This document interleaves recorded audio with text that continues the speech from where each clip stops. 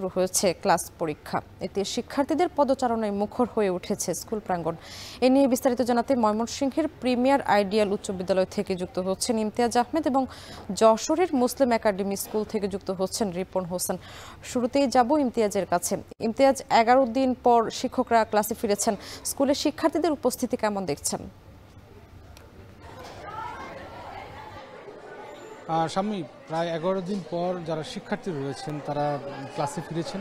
অনেক সহপাঠীর সঙ্গে দেখা হচ্ছে, প্রিয় শিক্ষকের ক্লাস করছেন খুব ভোর থেকে। যেগুলো মর্নিং শিফটের স্কুল ছিল, আমরা সকাল থেকে যেহেতু রয়েছি বিভিন্ন শিক্ষা প্রতিষ্ঠানে ঘুরছি, খুব ভোর থেকে শিক্ষার্থীরা এসেছেন, বিভিন্ন 2 শিফটের ক্লাস করছেন এবং শিক্ষার্থীরা বলছেন যে অনেকদিন পর তারা একটা সুন্দর একটা সকাল আজকে পেল তারা। এবং প্রত্যেকটি স্কুলে, বিশেষ করে এমপিওভুক্ত যারা শিক্ষক রয়েছেন তাদের যে আন্দোলন চলছিল, আপনি জানেন যে তাদের যে দাবি দেওয়া ছিল 20% বাড়ি ভাড়া, সেখান থেকে 2 ধাপে 15% বাড়ি ভাড়া কার্যকর করার পর কিন্তু তারা তাদের কর্মসূচি প্রত্যাহার করেন। এরপরেই কিন্তু আজকে থেকে সকল শিক্ষা প্রতিষ্ঠান খুলে দেওয়ার ঘোষণা করা হয় এবং আজকে ময়মনসিংহ এমপিভুক্ত যতগুলো শিক্ষা প্রতিষ্ঠান রয়েছে আমরা জানতে পেরেছি উপজেলা থেকে শুরু করে জেলা পর্যায়ে বিভাগের অন্যান্য জেলাগুলোতে সকল শিক্ষা প্রতিষ্ঠান কিন্তু খুলে দেওয়া হয়েছে। এবং প্রথম দিনেই আমরা বিভিন্ন শিক্ষা প্রতিষ্ঠান ঘুরছি এবং জানাচ্ছিলাম সেই খবর, এবং আমরা দেখতে পাচ্ছি যে শিক্ষার্থীরা যথাসময়ে ক্লাসে এসেছেন এবং ক্লাসে যে শিক্ষক রয়েছেন তিনি ক্লাস নিচ্ছেন। এবং শিক্ষার্থীরা বলছেন যে এই যে তাদের 10-11 দিনে তাদের শিক্ষায় এবং পাঠদানে কার্যক্রমে কিন্তু আসলে বেশ একটা ক্ষতি হয়েছে এবং এই যার কারণে কিন্তু তারা যেটা বলছেন যে তাদের আরেকটু বেশি পড়তে হবে, তাদের পড়ার চাপটা একটু বাড়বে। এবং শিক্ষকরা যেটা বলছেন যে এই ক্ষতি পুষিয়ে নিতে তারা আসলে প্রত্যেকটি শিক্ষা প্রতিষ্ঠানে, আমরা জানতে পেরেছি যাদের প্রধান শিক্ষকরা যেটা আমাদেরকে জানিয়েছেন, তারা একটু বাড়তি ক্লাস নেওয়া বা ক্লাসের সময় বেশি বাড়ানোর চিন্তাটা তারা করছেন।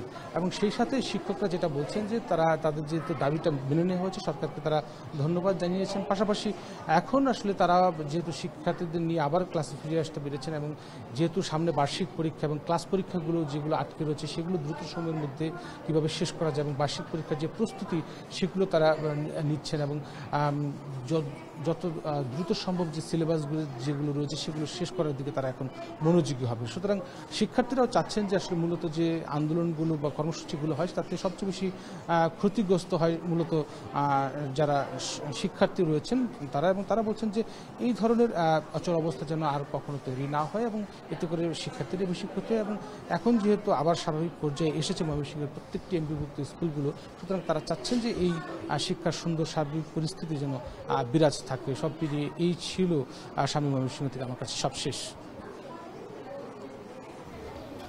এবার যুক্ত হব যশোরে, সেখানে আসছেন সহকর্মী রিপন হোসেন। রিপন, বেশ কিছুদিন যাবৎ ক্লাস পরীক্ষা বন্ধ ছিল, ক্ষতি পুষিয়ে নিতে প্রশাসন কোনো উদ্যোগ নিয়েছে কিনা জানাবেন?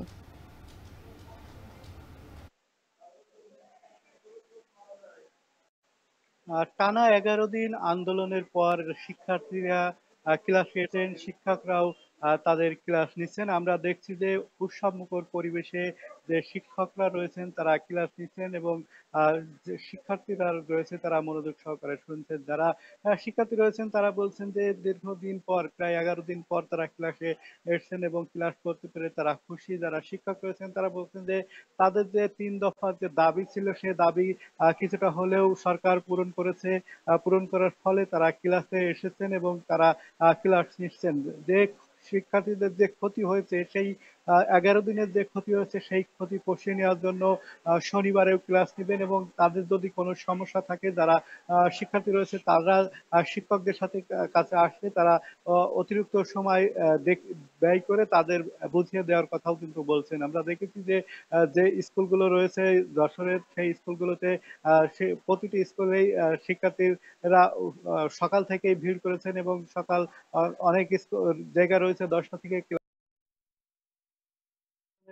3 দফা দাবি ছিল তাদের, যে বাড়ি ভাড়া বৃদ্ধি 20%, সেখানে সরকার ইতিমধ্যে 15% বাড়ানোর প্রজ্ঞাপন জারি করেছে এবং ইতিমধ্যে 7.5% দিয়েছেন এবং সামনে অর্থ বছরে 7.5%, এই 15% দিবেন। অন্যান্য যে সুযোগ সুবিধা রয়েছে সেগুলো আস্তে আস্তে পর্যায়ক্রমে বাড়ানোর কথা ঘোষণায় কিন্তু শিক্ষকরা তাদের কর্মস্থলে ফিরেছেন এবং তারা আবার ক্লাস নিচ্ছেন, এমনকি কিন্তু যারা শিক্ষকরা রয়েছেন তারা জানিয়েছেন।